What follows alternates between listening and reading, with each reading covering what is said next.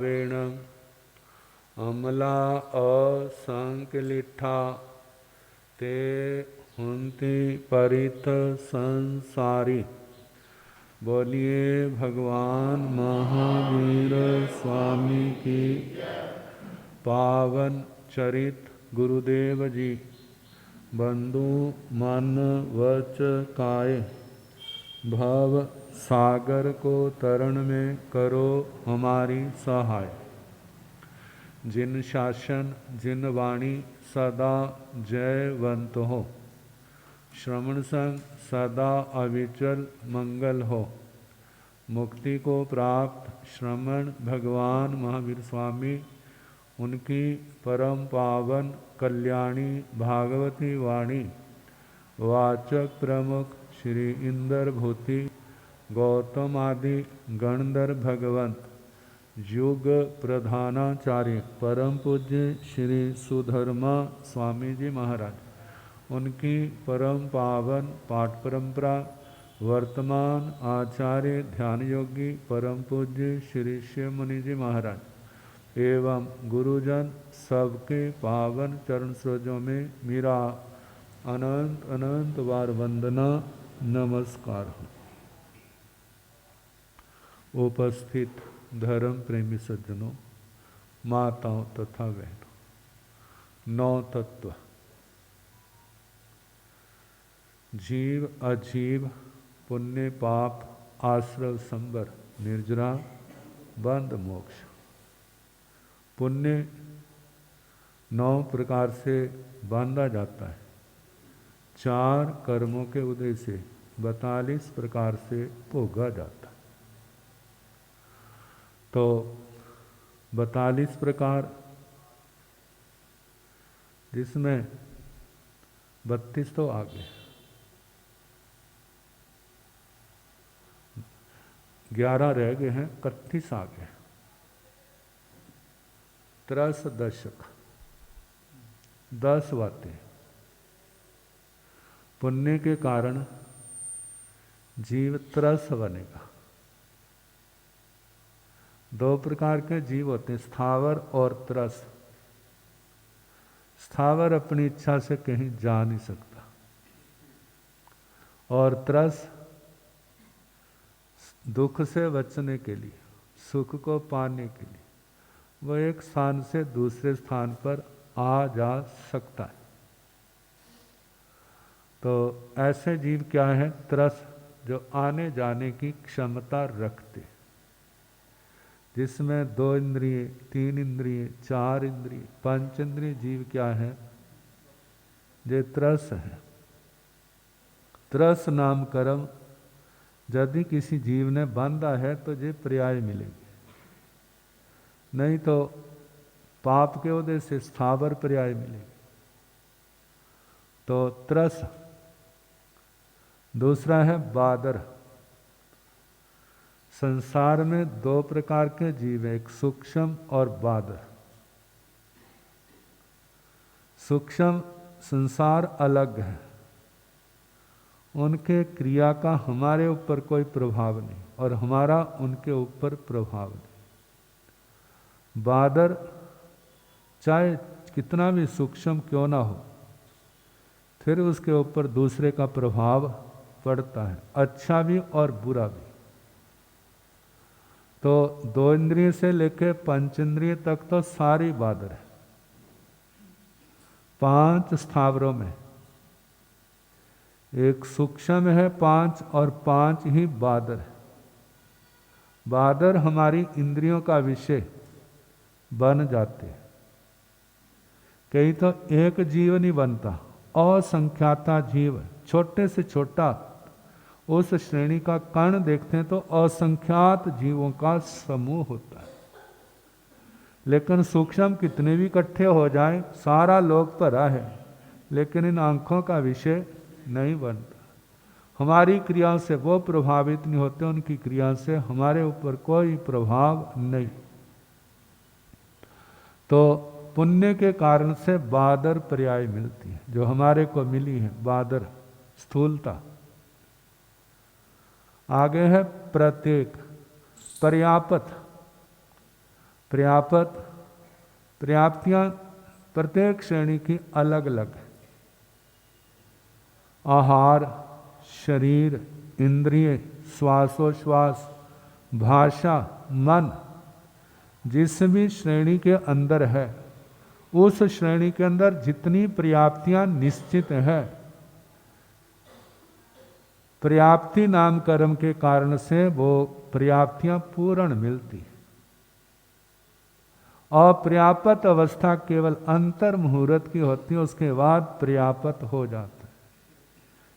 वह ढांचा खड़ा हो जाता है और उसके अंदर अपरिपक्वता आती है। तो तीसरा है पर्याप्त। चौथा है प्रत्येक। प्रत्येक के कारण से एक शरीर का स्वामी एक जीव होगा, दो नहीं होंगे। जानते जब दो होते हैं तो क्या, कई बार देखते हैं ना बच्चे ऐसे, उनके किसी का सिर जुड़ा है, किसी की कमर जुड़ी है, वो अलग नहीं हो सकते। कईयों का सिस्टम ऐसा है, अलग हो भी सकते हैं आजकल के ऑपरेशन शल्य चिकित्सा के द्वारा, और कईयों का सिस्टम ऐसा है कि यदि एक को अलग किया कर दिया तो उसकी डेथ हो जाएगी, क्योंकि उसके हिस्से वो शरीर के अंगोपांग आएंगे नहीं, वो एक के हिस्से आएंगे। इकट्ठे रहेंगे तो ठीक है, लेकिन कठिनाई कितनी आती। जब ये दो जीवों का ये हाल है, लेकिन जब एक शरीर के अंदर अनंत जीव होते हैं तो उस समय क्या होगा, जिनका आहार, निहार, श्वासोश्वास, जमना, मरना सारा क्या होता है, इकट्ठा होता है। अंतर मुहूर्त की आयु, इससे ज्यादा आयु नहीं उनकी। तो बताया है कि प्रत्येक एक शरीर का स्वामी एक जीव है। तो प्रत्येक नाम कर्म से जो आत्मा को जो अवस्था मिलती है। आगे है स्थिर। स्थिर का मतलब अंगोपांग अपने स्थान पर स्थिर है। एक का जोर की छींक आई, कंधा उतर गया, अंगोपांगों में स्थिरता नहीं। थोड़ी सी झटका लगा, जोड़ क्या हो गए, हिल गए, स्थिरता नहीं। लेकिन पुण्यवानी के कारण कैसा भी झटका क्यों ना लगे, अंगोपांगों में स्थिरता बनी रहेगी, अंग अपने स्थान से हिलेंगे नहीं। ये क्या है, ये कर्म का देखो कितना आश्चर्य है। जिसके अंदर लचक है ना, वो खड़ा नहीं हो सकता, ठीक है ना। अब खड़ा करोगे तो क्या होगा, जहां से कमजोर होगा गिर जाएगा। लेकिन देखो इस मनुष्य के अंदर कितने जॉइंट है, कितने जोड़ है। पहले तो पैरों का गिट्टों के पास, फिर घुटनों के पास, फिर कमर के पास, फिर रीढ़ की हड्डी में कितने जॉइंट, कितने जोड़ है। कैसे मन का, हर मन के ऊपर जोड़ है। फिर आगे गले का सारा देखो जहां पर, फिर आगे जहां उंगलियों का देखो, कलाई का देखो, कोहनी का देखो, जहां देखो कितने। लेकिन फिर भी व्यक्ति कैसे भागता, खड़ा है तो गिरता नहीं है, खड़ा है तो गिरता नहीं है, भागता है अपनी अपनी क्षमता के अनुसार। कितनी आश्चर्यकारी जो एक रचना है कर्म के कारण से। लेकिन अंगोपांग जिसके हिलते हैं, थोड़ा सा भी झटका लगा तो एकदम अपने स्थान से उखड़ जाते हैं। लेकिन हमारे शरीर के अंगोपांग अपने अपने स्थान पर वहीं पर बने हुए, किसके कारण से, जो स्थिर नाम कर्म के कारण। शुभ, अंगोपांगों में शुभता। किसी को आपका हाथ लग जाता है तो कोई बुरा नहीं मनाता, नहीं ना मनाता। आप किसी के सिर पर प्यार से ऐसे मत्था लगा देते हैं, कोई बुरा नहीं मनाता। लेकिन यदि किसी को पैर लग जाए तो, पैर लग जाए तो क्या, जब पैर मत्थे पर लगा दो तो फिर दूसरे की क्या दशा होगी। मतलब अंगों पांगों में नाभि से ऊपर के अंग जो है वो शुभ माने जाते हैं और नीचे के अंग अशुभ। पुण्य और पाप कैसे काम करता है, तो सारे पुद्गल ही, ऊपर के भी पुद्गल है, नीचे के पुद्गल है। लेकिन लोगों की नजर दृष्टि ऐसी बन गई सुभग, सौभाग्यशाली, जहाँ भी जाता है जय जयकार होती है। मानो एक व्यक्ति के काम अटके हुए, बड़े सालों ऑफिसों में चक्कर लगा रहे, कोई कहीं जा रहे, काम बन नहीं रहा, उनके घर में कोई व्यक्ति आया, जैसे घर में कदम रखे हैं ना, सारे काम 2-4 दिन के अंदर हो गए। अब लोग क्या कहते हैं, जैसे एक व्यक्ति भागा वाला आया, हमारे सारे काम क्या हो गए, बिगड़ गए। कई बार घर के अंदर ऐसी संतान पैदा होती है, और जब नहीं आए थे तो सब काम उखड़ा था, सब बिखरा था, लेकिन जब वो आए हैं, जब बच्चा आया, घर में आया, सब के अंदर आपस में नफरत मिट गई, आपस में प्यार हो गया, लड़ाई झगड़े खत्म हो गए, जो उजड़ा हुआ घर था वो सारा दोबारा क्या हो गया, बस गया, दरिद्रता खत्म हो गई। अब लोग क्या सोचते हैं, कौन आया है? धनसार सेठ कहता है मेरे घर धन्ना आया है, धन लेके आया है। नाप भी दबाने गए तो क्या मिला, सोने की मोहरों का कलश मिला, और सारी उम्र जहां भी गया सारे काम क्या होते गए, जिस स्थान को छोड़ा वो उजड़ गया, और जिस स्थान पर गया वो स्थान वस गया। ये किसके कारण से? सुभग। एक महीने बताया, कहते महाराज मैं जब पियर में थी तो पियर खूब खुशहाल थे, जब मैं ससुराल में आई तो जब आई थी तब तक कुछ नहीं था, लेकिन मेरे आने के बाद पियर की खुशहाली उजड़ गई और ससुराल में खुशहाली आ गई। तो ये किसके कारण से? कहते हैं भाग्यशाली केवल भाई होते हैं ऐसा नहीं, बहनें होती हैं ऐसा नहीं, भाग्यशाली कोई भी हो सकता है। भाग्यशाली जहाँ तक पशु तक हो सकते हैं। एक पशु घर में आता है, चारों ओर लहर बहर हो जाती है, और एक पशु चला जाता है, सब कुछ सुन्ना सुन्ना हो जाता है। तो ये किसके कारण से? सुभग नाम की, सौभाग्यशाली। सुस्वर, आवाज में मधुरता हो, ऐसी आवाज कुदरती जिसको लोग कहते हैं गॉड गिफ्ट, हमारी शास्त्रीय दृष्टि से कहा जाता है लब्धि। लब्धि कौन सी है? सुस्वर नाम कर्म। आवाज लोग सुनते हैं तो ये कहते हैं और बोलो और बोलो, कहते मेरा तो गला थक गया, और तुम कहते और बोलो, वह इतने बहुत है, फिर सुनना होगा, फिर देख लेना, सुनना होगा तो। मतलब लोग उसकी आवाज के क्या होते हैं, दीवाने होते हैं। कितने देखो सिंगर होते हैं, और उनकी आवाज को सुनने के लिए कहां कहां से लोग कहां कहां पहुंच जाते हैं। तो क्या कारण? सुस्वर नाम कर्म। आधेय, आधेय का मतलब ऐसी पुण्यवानी है, किसी को कुछ भी कह दे कोई बुरा नहीं मनाएगा। किसी को कहते जे काम करना है, कहते जी करूंगा, और तो और किसी ने कहा तो वहां ना है, लेकिन जब इस पुण्य प्रकृति वाले ने कहा तो एकदम उसकी बात को स्वीकार कर लेते। कहते जितने समाज के प्रमुख हैं, संघ के प्रमुख हैं, राष्ट्र के प्रमुख हैं, जब उनके अंदर ये बात होती है तो उनकी पार्टी क्या, परिवार क्या, सारा संगठित रहता है। जब ऐसा व्यक्ति वहां पर नहीं होता तो क्या हो जाते, टुकड़े टुकड़े हो जाते, सब के रास्ते अपने अपने होते हैं। तो ये किसके कारण से? ये पुण्य प्रकृति। एक आता है विखराव, भी विखराव सारा मिट जाता है। एक आता है तो धड़ेबंदी शुरू हो जाती, किसके कारण से? जहाँ पुण्य है वहाँ पर एकता आ जाएगी, जहाँ पर पाप का उदय आ गया, पुण्य में कमी आ गई, वहाँ पर विखराव आ जाएगा।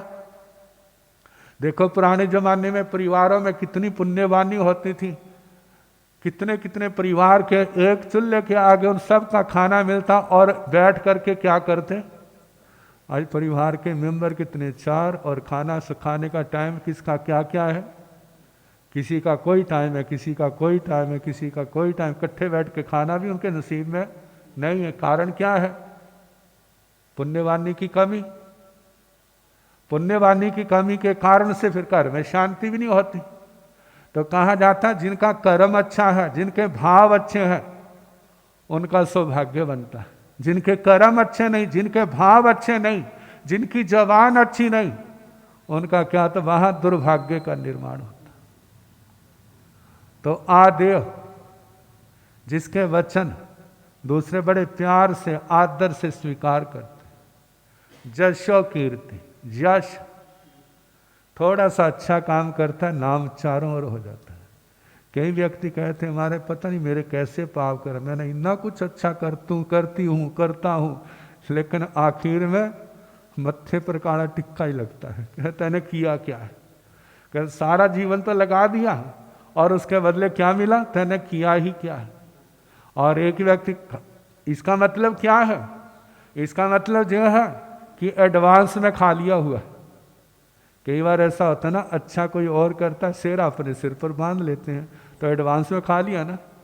अब ऐसे ही वह करेगा अच्छा, लेकिन जश नहीं मिलेगा। क्यों? उधार लेके पहले खा लिया हुआ है, उसका कोई और ले जाएगा। तो जशो कीर्ति, जिसके कारण से पूर्व जन्म का ऐसी पुण्यवानी है, थोड़ा सा भी अच्छा करेगा, चारों ओर उसका क्या हो जाएगा? नाम हो जाएगा। तो जशो कीर्ति, जो 10 हो गया। त्रस, बादर, प्रयात, प्रत्येक, स्थिर, शुभ, सुभग, सुस्वर, आधेय, जशा कीर्ति। अब जो 41 हो गए नाम कर्म की प्रकृतियां, जो 37 हुई है। 2 गतियां, 3 जाति, 5 शरीर, 3 अंगोपांग, वज्र ऋषभ नाराज संग हनन, सम चतुरस्वर संस्थान, वर्ण गंध रस स्पर्श शुभ, 2 आनुपूर्वियाँ देव की मनुष्य की, शुभ प्रशस्त विहायोगति शुभ चाल, पराघात उच्छ्वास आतप उद्योत अगुरु लघु निर्माण तीर्थंकर, त्रस बादर प्रयात प्रत्येक स्थिर शुभ सुभग सुस्वर आदेय जशा कीर्ति। ये नाम कर्म की 37 प्रकृतियां हुई हैं जो पुण्य से बनती। आगे गोत्तर कर्म। गोत्तर से क्या होता है? आजकल लोग कहते हैं क्या गोत्तर में पड़ा? कहते हैं गोत्तर से पूर्वजों के संस्कार आते हैं। पूर्वजों के संस्कार, आजकल कहते हैं जीन सिस्टम क्या है, जो डॉक्टर कहते हैं, साइंटिस्ट कहते हैं, वो यही है ना, पूर्वजों के कैसे संस्कार शरीर के माध्यम से चलते हैं। तो कहा जाता गोत्तर, इसके 2 भेद किए हैं, उच्च गोत्तर और नीच गोत्तर। पुण्य के कारण से उच्च गोत्तर बनता है और पाप के कारण से नीच गोत्तर।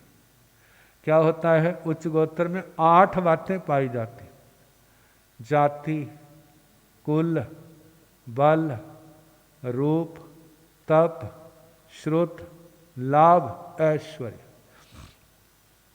उच्च गोत्तर जिसने बांधा है क्या होगा? उत्तम जाति का धनी होगा, उत्तम कुल का धनी होगा। कहते हैं जाति और कुल क्या है? लोग कह देते हैं जो तो लोगों की बनाए हुए हैं। कहते हैं ठीक है बनाए हुए हैं, लेकिन उसके पीछे क्या होगा? आधार होगा। जाति से मतलब क्या है? उस बच्चे का मातृपक्ष उज्जवल होगा। माँ की ओर से बच्चे को कौन से गुण आते हैं? विनम्रता, शालीनता, वाणी में मधुरता। ये किसके कारण से? जाति माँ की ओर से। पिता की ओर से क्या आता है? वहां दृढ़ता, वहां स्थिरता आती है। संकल्प का धनी होना, प्रतिज्ञा का धनी होना, उसके अंदर दृढ़ता होना। पहले कहेगा सोच करके, जो कहा है उस वचन को क्या करेगा? पूर्ण करेगा। यदि मानो कोई ऐसी परिस्थिति आ जाती है, अनेक लोगों का नुकसान होता है, तो फिर वो पीछे भी हट जाएगा। मतलब केवल अपना ही स्वार्थ नहीं, सबका क्या हित देखेगा। तो दृढ़ता, स्थिरता, संकल्प का धनी, जे किसके कारण से? जे पितृपक्ष कुल की ओर से जे गुण आत्मा के अंदर आते हैं। जातिवान, कुलवान, बलवान। बल शक्ति, शरीर की शक्ति अलग है, जवान की शक्ति अलग है, मन की शक्ति अलग है, विद्या वाला है, धन वाला है। कितने बल आ जाते हैं? बल वाला, बलवान, रूपवान, सुंदर रूप। व्यक्ति कैसा अच्छा लगता है, व्यवहार में तो सुंदर रूप वाले को पसंद करते हैं, बाद में जाता है ध्यान आत्मा की ओर। जिस समय लड़के लड़कियों को देखते हैं, परिवार जाते हैं देखने के लिए, लड़की वाले लड़के को देखने जाते हैं और लड़के वाले लड़की को देखने जाते हैं, तो पहले क्या देखते हैं? रंग रूप ही देखते हैं ना। अब रंग रूप तो बहुत अच्छा देख लिया, घर भी अच्छा देख लिया, परिवार भी अच्छा देख लिया, लेकिन जब लड़की वाले ने देखा लड़का काम का नहीं है, लड़कों वाले लड़की का व्यवहार अच्छा नहीं है, बोल वाणी अच्छी नहीं है, अब वो सोचते कहाँ तो खा गए। कहते जो देखना था वो तो देखा नहीं, जिसकी जरूरत नहीं थी उसकी और क्या हो, उसी और ध्यान था। तो रूपवान, चार बातें होगी। तपवान, जिसके बल से आत्मा तपस्या कर सकता है। तपस्या का मतलब केवल अनशन आदि ही नहीं, तपस्या का मतलब त्याग करना, इच्छाओं का त्याग। हम कितना त्याग कर सकते हैं अपने भले के लिए, दूसरे के भले के लिए, क्योंकि जब तक त्याग नहीं होगा तो तप भी नहीं होगा। तप केवल आप लोग ही करते हैं ऐसा नहीं है। देखना भला, सुबह जब बच्चे स्कूल को जाते हैं, कितने परिवारों में सर्दियां हैं, गर्मियां हैं, कैसे सुबह उठ करके माताएं क्या करती हैं? क्या वो तपस्या नहीं है? क्या उसमें जोर नहीं लगता? कहाँ तो नींद आई होती है और कहाँ पर सारे काम छोड़ करके बच्चों की तैयारी के लिए सारा जीवन बच्चे को जीवन को बनाने के लिए कैसे लगा देते हैं। बहनें घर में तपस्या कर रही हैं और भाई जो है वो अपने कार्य क्षेत्र कर्म क्षेत्र में क्या कर रहे हैं? सुबह सुबह उठ करके कभी कहीं जाना कभी कहीं जाना, कितना दिमाग का बोझ है, कितना शारीरिक परिश्रम किया जाता है। क्या वह तपस्या नहीं है? तपस्या तो है, लेकिन वो आत्म शुद्धि के लिए नहीं है। वो कौन सी तपस्या है? वह संसारी तपस्या है, जिसको हम बाल तप कह देते हैं, जिसको हम जिससे अकाम निर्जरा होती है। तो कहा जाता है जी जोर तो लगता है, बिना जोर के जो काम नहीं होते।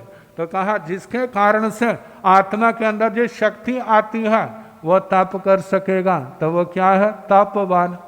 श्रुतवान, जिसके कारण से शास्त्रीय ज्ञान आता है, जो विद्या आती है, तो जो उच्च गोतर जो क्वालिटी होगी तो उसके अंदर ज्ञान की वृद्धि होगी, और यदि जो क्वालिटी नहीं होगी तो ज्ञान के क्षेत्र में बढ़ नहीं सकेगा। आगे सातवां है लाभ वाला। एक व्यक्ति है जिसने उच्च गोत्र बांधा, कहीं पर मिट्टी को भी हाथ डालता है तो सोना बन जाती है, और एक भगवान ऐसा है सोने को भी हाथ लगाता है तो मिट्टी बन जाती है। किसको पसंद करते हैं? हमारे घर के अंदर बच्चे ने जन्म लेना, कैसा बच्चा आए वाला?